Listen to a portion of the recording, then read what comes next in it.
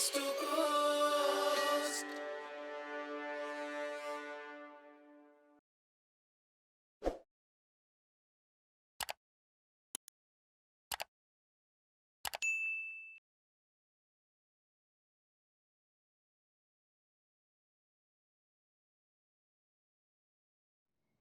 Thank you to the amazing team behind the 2022 Konkani Sammelan for inviting me to speak today.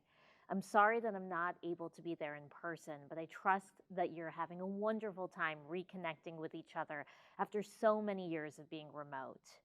Today, I'm going to share my learnings, leading my life as an experiment. I hope there are nuggets for you to take with you after today.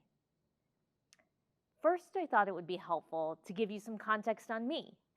I'm a first generation Konkani from Naperville, Illinois, a suburb of Chicago. I was lucky to grow up in a family that embodies so many of the values that are important to us as Konkanis: curiosity and a love of learning, a strong connection to family, including our family still in India, and perhaps most importantly, a passion for Konkani cuisine, especially Rulao. My mother is a retired librarian and a creative and excellent writer, still in Naperville. My sister is active in her community in New York. My nieces will someday conquer the world. And perhaps most formative in my life, my late father was a well known scientist who is best known for his work building the Advanced Photon Source at Argonne National Lab, one of the world's brightest X ray sources, which facilitates critical research, including research that helped us understand the COVID-19 virus. My father figured out how to be engaged and inspirational while being a driven scientist. He exposed me to his world as a scientist each week. I remember so many Saturdays of my childhood going with him to Argonne Lab so he could get some work done. I would spend those days drawing on the whiteboards in his office, but what I didn't realize is that I was also absorbing a way of thinking just by being near him and his work. It was only a few years ago that I saw that so many ways that I make important life decisions come from the scientific method. If you were educated in the United States, you may have learned about the scientific method in your elementary school science classes. Assuming you may feel a little rusty, here's a refresher on the scientific method. At its core, it's 4 steps to conducting an experiment and developing insights from those experiments. Step 1, observe and define a question to investigate, like, what would happen if I were to combine baking soda and vinegar? Step 2, form a hypothesis. Perhaps a chemical reaction will occur when I mix baking soda and vinegar. Step 3, test the hypothesis. I'll grab my gloves and my mixing bowl and see what happens. Step 4, iterate. Next time, I'll add a balloon to my experiment to see if I can trap carbon dioxide that comes from the reaction between baking soda and vinegar. What I have realized is that the scientific method isn't solely applicable to truly scientific experiments. It can be a framework for how you approach critical decisions in your life. I'll share how it's helped me in my own life. I'll share an example of how I was able to use the scientific method as I decided to launch my current venture from scratch, Embarc Collective. As I was considering the opportunity to launch Embarc Collective and leave my former employer, I had a key question I was hoping to answer. Once I ensure my work can support my financial needs, I needed to understand what work would fulfill me. What would I get excited to do each morning? Your relationship with your work will ebb and flow over time, but on day 1, you need to ensure that your passion is intense for what you're setting out to do. After years in the corporate world, I'd figured out something about myself. My strengths are not visible when executing on a plan someone else has written. That's why I was eager to test if marking my own way, being the leader, driving the strategy, would feel more authentic to me. My hypothesis was that I would be most fulfilled forging my own path.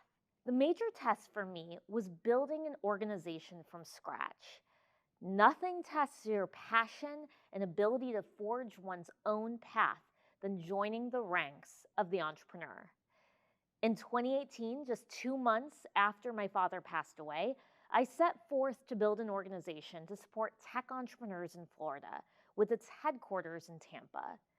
Being new to that community, I was recruited by the owner of the NHL Tampa Bay Lightning, and building a brand new model meant there was a mountain to climb. I had to build a team, build a program, recruit startups to participate, all while building out a 32,000 square foot hub in downtown Tampa. We officially launched on January 6, 2020, only to be met by a pandemic just 2 months later. If I could find fulfillment, one, giving everything I had to being an entrepreneur and to face the challenges that we all endured with the pandemic while building a business, I knew I had found my path. The last step of the scientific method is to iterate. What did I learn?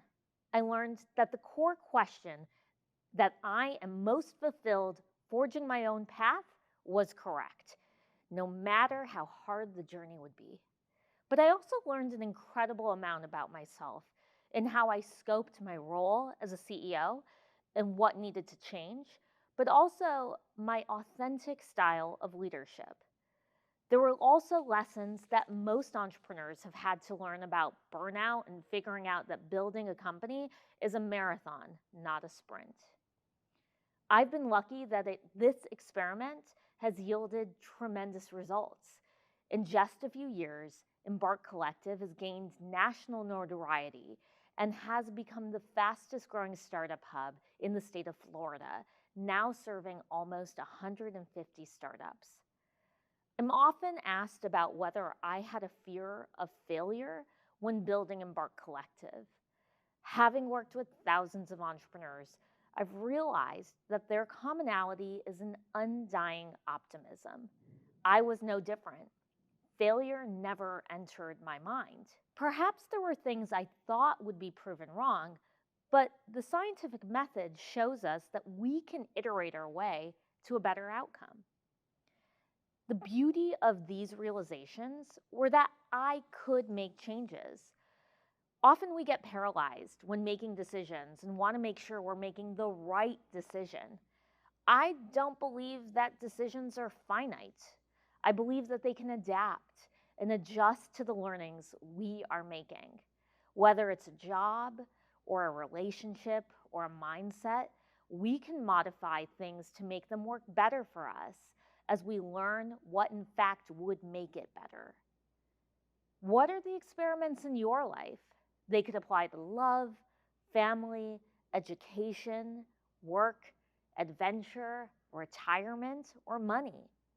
How can you take this framework that the scientific method offers to think like a scientist?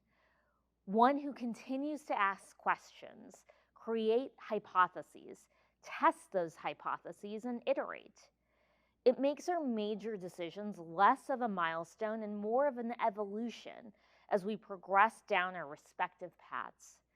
It allows us to do what I think Konkanis do best: be curious and open to the possibilities. It was a pleasure to be here virtually with you today. I hope to keep in touch with all of you and continue to learn as scientists with you all as well.